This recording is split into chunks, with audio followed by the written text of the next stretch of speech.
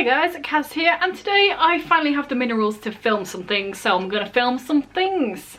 First of all, my July wrap up. We're, you know, we're getting there. 5 days into August, let's wrap up July. So in July, I participated in the Indie Accords readathon. I completed all of the prompts. There were 8 reading prompts and then 1 prompt where you review an indie book, but I reviewed all of them, so yeah, let's just go through them. So I've managed to find most of the books. I must have put them quite close to the top of all my piles. But one that I don't know where it is the first book I read, and that is The Poppy's Place, The Great Cat Cafe by Katrina Charman. It's there. This is a middle grade, and that is what I used it for in the Indie Accords. Middle grade indie book. And yeah, this was just a bit of fun. It's about a girl and her family that have cats, and they have a little cat cafe in their house, in the conservatory. And then basically they've got too many cats, and the woman that they know that also has cats at her farm has too many, so they decide to get together and have this big like thing where loads of people can come, and hopefully people will adopt cats so there'll be more space for other people to get cats, if that makes any sense, which it probably doesn't. But yeah, it was just, you know, it was just a kid's book. It wasn't amazing, it wasn't bad, it was fun. There was a black cat called Rue, and I have a black cat called Rue, so that's a thing that exists. And yeah, it was all right. After that, I read At the Lake by Jeff Lafton. This one was for LGBT plus, I think. Don't quote me on that. But in this one, it's set at a summer camp, and these 2 boys meet. One of them can't swim, one of them is a camp counsellor, and he teaches them how to swim. And then right in the first few chapters, there's a storm, and then he's out in the lake, and then the guy goes to get him, and then there's a flipping thunder and lightning, and one of them loses the hearing. And then it's the next year, and that's when the majority of the story takes place. So the one that has hearing aids now is still a camp counsellor. The other one is trying to train to be one. They're like 16 and 15, I think. And it's just a story about them two, and them becoming friends and then becoming more. And it's just really insular. It's just about these 2 characters, about the summer camp. There's not really anything bad that happens. There's no sort of you know, what is it called, the 3rd act where they break up and bad stuff happens. There's none of that. It's all just chill and enjoying stuff and having fun, and it was all right. After that, I read Big Man by Matthew J. Metzinger. This one was for set in the ocean / pirate theme, but this is the ocean bit, not the pirate bit. And this one is about a boy who is bullied a lot at school because of his weight. He's quite big, and then his mum's partner, he calls her Aunt Donna, I think. Yeah, Aunt Donna, but it's his mum's girlfriend. Suggests that he goes to a boxing thing, and then he starts learning how to box and trying to stick up for himself. And there he meets this other guy who is also a boxer, and he finds out that that guy is trans, and it's just about them two again becoming friends, becoming more. It's also about obviously each of them and their identity. One thing I will say though is I feel like there's a lot of negative talk about the weight in here, and I know it's from his point of view, so in his head he's like, oh, I'm so fat, I'm so fat, I'm so fat. But I feel like it was too much, like to the point where I can't remember, on my review on Goodreads I mentioned specific lines, but it will talk about like his fat wrists or his fat this, and like the bits of your body, as a fat person I'm allowed to say this, the bits of your body is probably like the skinniest bit, like your wrists and stuff. I'm like, or a meaty doughy hand when he's punching. I felt like it was a bit much, it was too much. So there is that. But I do like the story. The ocean bit comes into it because his dad and his granddad and like all of the people in his family were all in the Navy, and he wants to be in the Navy but he feels like he can't because he's fat, and he doesn't have, like, he doesn't feel like he's one of them. His dad died when he was younger. He doesn't feel like he's part of that family. But yeah, all in all, I enjoyed it. Like I said, I do think there was a bit too much of the old fat thing. Oh, also the author is trans, so the trans rep obviously is something that they know how to do. But yeah, I didn't enjoy it as much as the other book that I've read by this author, but after the first little bit and the characters and stuff, I did enjoy it. And also the fact that his mum is also bisexual and she has a girlfriend, and that's a thing that's just there. It's never a thing, it's just a thing that happens, which is cool.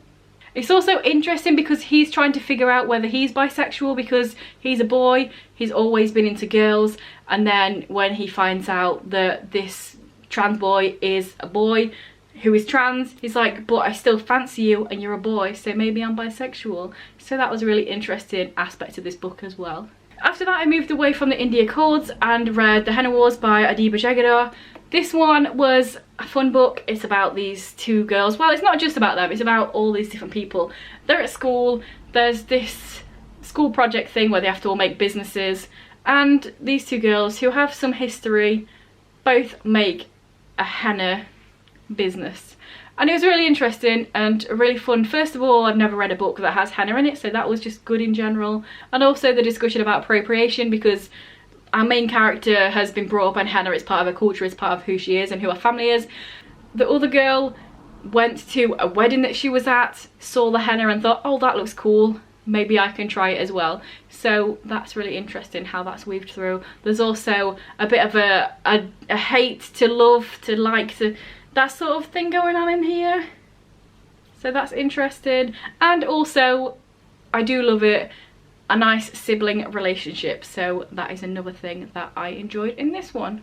After that I read Rock by Anita Sunday on my Kindle. This one was for Australian/New Zealand author. Anita Sunday is from New Zealand, and this was great. I absolutely love this. This tells the story of these two boys who are sort of family but they're not. So our main character, his dad leaves, gets with another woman, and then they find out that he's been with this woman for quite a few years. She has a son who's his age, and then it's kind of like they're kind of brothers but not really. He sees them every, like once a week he goes there, or every other week, and it's about him developing feelings for this boy, whether he's allowed to, whether it's wrong because they're kind of almost but not really family. And it was just really good and really just, also the fact it's called Rock. Each chapter it talks about rocks, and our main character collects rocks, and whenever he feels anxious he has to find a rock that looks interesting or unique or different, and he squeezes it and like all of his emotions go into the rock, and that's how he can just calm down. And I just thought that was such a great just little thing, because it just makes the book unique and different, and it makes the character like feel like a person, and that's something that he does, and I really enjoyed that bit of it. And it's told over many years, so it goes from, what is it, like 10 years, maybe 15, something like that. I felt like the time jumps were done in a good way as well.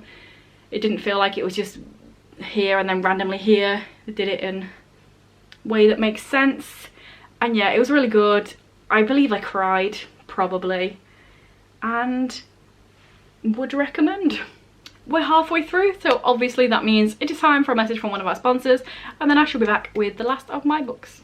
This silly one has been over grooming, so cone of shame. She's being so clingy though.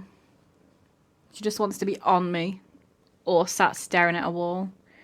Oh, you don't like it, do you, Tit Tit?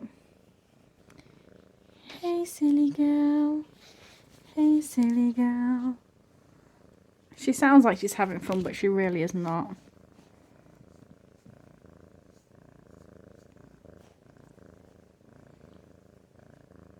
She purrs if she's on me, but if she's on the floor, she is not a fan. So after that, I read Sound of Silence by Mia Kerrick and Raino Tierney. This was for the going on a quest prompt. And in here, we follow three characters. There is a brother and sister, and then the other guy who's kind of the main guy, who is selective mute, and he has been for pretty much all of his life. And from his point of view, he's just like going through the motions. He's at school, he's at home, people kind of forget he's there. His parents won't argue in front of his siblings, but they will when he's in the house, because they kind of forget that he's there because he doesn't talk. And then the siblings rock into town, they're new to town. One of them, the girl, had a traumatic experience. She was raped when they lived in France, so she goes to this meeting, and that's kind of how she meets the other guy, because he likes to just sit in different meetings. He'll just sit in the back and draw pictures and give them to people. And yeah, finally these three characters get together and they go on a quest to try and figure out what happened in his past and why he's like this. So one of the things I really liked about this is the fact that Renzi, who is the selective mute guy, it's never a thing that he wants to fix himself. Like, that is who he is, that's how he communicates. He doesn't need to speak to be able to speak to people. And even though Seven, which is the boy's called Seven, the girl's called Morning, even though Seven towards the beginning is very much, oh, we'll go and figure this out and we'll fix you and then you can talk, Renzi's never lets that be a thing. He's always like, no, this is who I am, get over it. And I really like that because it shows that he's just a person who doesn't need to be fixed. Yes, it's good to go into the past and figure out what things happened to make him this way, but it's more of a closure thing, more of a remembering thing, more of a something for him rather than to like make him better. So I really liked and appreciated that. And yeah, just in general, this was a good book. The whole sibling relationships, like all three of the characters have stuff, they're very trauma filled and each have their own things that they're dealing with, but trying to not let other people deal with them. Their parents as well are very rich and give them money but don't give them any attention or kindness or care. So there's a lot of trauma in all three of these characters, and they get together and form this little core group and trying to figure stuff out. And then also there's a bit of a romance brewing between Renzi and Seven. Then I read The Culling by Stephen Dos Santos. This was for the dystopian prompt. This is the start of a series and I've ordered the next one because I very much enjoyed it. It's a dystopian, it's set in this future where when people get to a certain age, some of them can be chosen to, I need to look at the back because words. So there are 5 recruits to become an imposer, which is like people in the establishment that will pummel the little guys basically and be the enforcers of the law. But each one of these 5 people has 2, what's the word, incentives, which is basically the 2 people that they love most in the world. And when they fail a task, which inevitably all of them will because there's always a loser on every task, they have to pick between one of those 2 people to kill in front of them. So yes, our main character in this one sort of accidentally gets thrown into this whole thing. Obviously I don't want to give spoilers and stuff, but the reason he gets thrown into this is a bit harsh. And his incentive is his little 4-year-old brother. One of his incentives, the other one is like the only mother figure that they have because both their parents are dead, and then they live in just this squallery, horrible place like most people in this world. And yeah, most of it is all these different trials that they have to do. And the great thing about this, because there's only 5 recruits, you get enough of every single character to care about all of them, and then you know that each of them are going to have at least one, but most probably both of their people dead. Oh, also side note, if both of your incentives die, then you don't have an incentive left, so then you have to get kicked out and you get put into the workhouse and they'll work you to the bone and you'll probably die in a couple of years of exhaustion yourself. So yeah, you get attached to all of the characters and you care about all of them and you care about all of the people that they care about, which I think was really good, rather than just rooting for the main character. You actually don't want anybody to fail. So yeah, really enjoyed this one. Also, there was just this really cool thing. He tells his brother this story that he's not allowed to know. He found it in the library all sneaky, and he tells him this story, but you're not allowed to tell kids fairy tale stories because it's against the establishment, because you know you're not allowed to have enjoyment in your life or be able to look to a better future. No sir. But then that comes back later on, and the way it does it is just so, it was amazing. Maybe other people have noticed or realised what was going to happen there, but I just thought it was really, really cool the way that happened. And I'm saying words, and if you haven't read this then you don't even know what they mean. So yeah, very much enjoyed this one and looking forward to getting to the second one. Oh, but also side note, what's really cool is, even though this whole world is horrible and everyone's treated like shit, being gay is doesn't even matter. Nobody says anything about being gay. There's even one character in here that has a husband and he's a boy, and like nobody says anything, which is cool because normally that would be something that's persecuted in any sort of persecutory book. So slightly refreshing. Our main character is also gay. After that I read Fine Bromance by Christopher Hawthorne Moss. This was for the platonic relationship slash ensemble cast, and this follows a main character who is kind of trying to figure out who he is and why he doesn't feel certain ways. Over the summer he's bulked up, he's been at the hit in the gym, he's got loads of muscles, and he still is wondering why he's not attracted to anybody.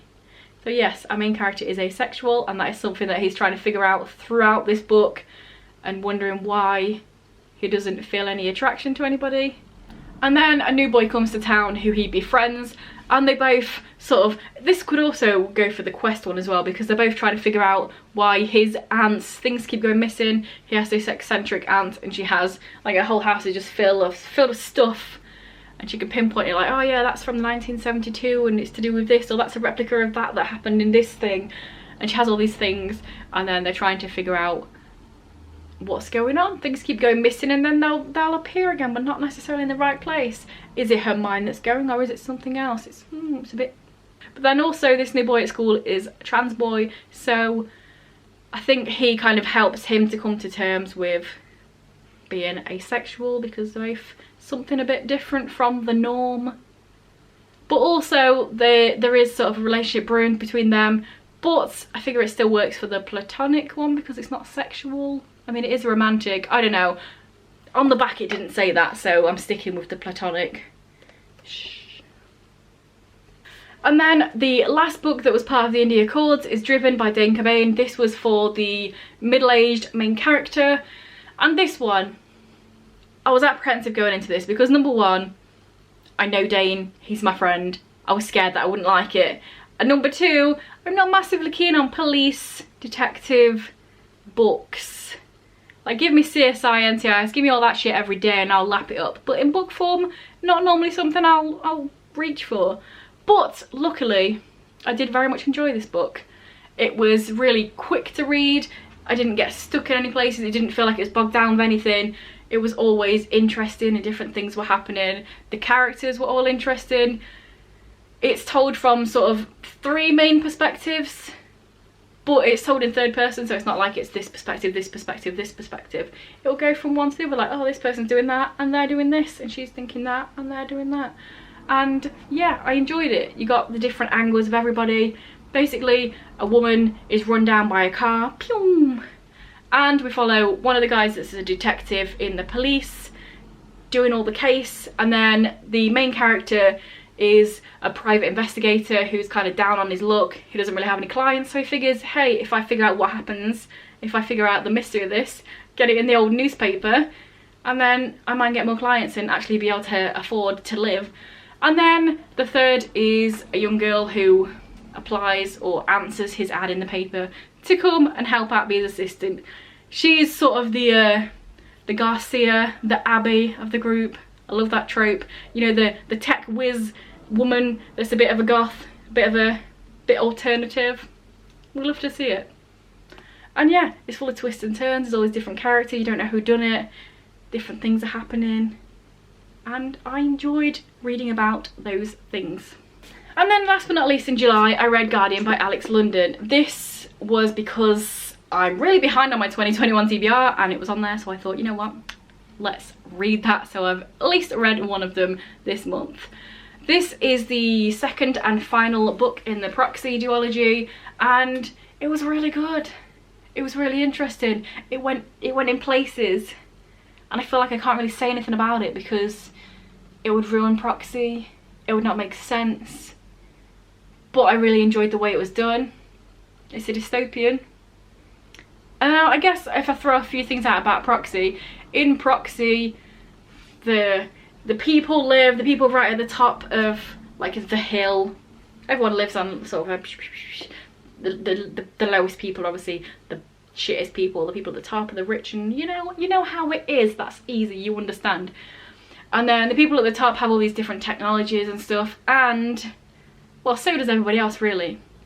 And the people at the bottom pretty much have debt for everything. Like our main character in Proxy, he's already indebted because as a baby he was an orphan, and then the orphanage took him on, and then he's already in like thousands and thousands and tens of thousands of credits that he needs to work off because, hey, we fed you at the orphanage, so you owe us this. We did this. Oh, we let you go to school, so you owe us this. And then the people at the top, the rich people, can get a proxy. I can't remember the terminology, but they can, like, you know how loan sharks can get a loan and then they can be the one to enforce it? Well, the people at the top can get a proxy, and then to sort of get off the proxy's loan, they use them as... It's hard to explain. Right, let me try again. The people at the top. We'll use an example that actually happens in the book. The guy has a son. His son, anything his son does that's bad, the proxy will be the one that gets the punishment for it. So if he says a bad word, the proxy will get abused for it. If he steals a car, the proxy will be the one that gets the punishment. So it's like that. It's hard to explain, but yes, that's what happens in the first book. And after a murder happens, and this proxy, our main character, is only sort of a few years away from being able to work his way out of being in debt to anybody and be able to be his own person, a murder happens, his guy is implicated, so he is going to be sent to prison and sent there for the rest of his life, or killed. I can't remember which one of them. And then from there he's trying to get out and trying to change stuff and trying to do stuff, and then this one happens. And I feel like I've rambled for ages and you probably still don't know what it is, but it's really good. So there you go. And this is the conclusion to that. And stuff happens. And it happens in an interesting way, and the ending is a bit of a twist that you wouldn't expect, and I like the way it ended. So yes, all that. And there we go. Those are all the books that I read in July. That was hard to talk about that because I was saying words. So yeah, let me know down below what you read in July. If you've read any of these, if they sound interesting, let me know down below. And if this is your first video by me and you enjoy it, then please check out some of my others. And if you continue to enjoy, then please subscribe, that'd be awesome. Anyway guys, I'll see you in a few days with another video.